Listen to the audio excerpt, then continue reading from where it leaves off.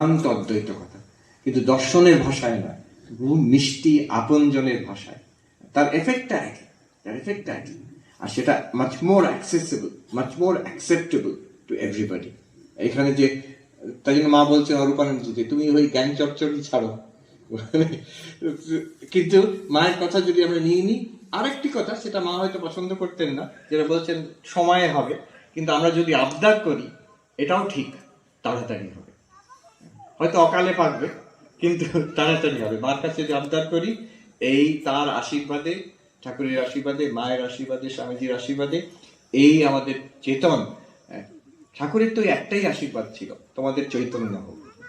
চৈতন্য হোক মানে কি? বোধে বোধ হোক। বোধে বোধ হোক মানে কি? এই যে আমরা এই তত্ত্ব, অদ্বৈত তত্ত্বের আলোচনা করলাম, এক চৈতন্য,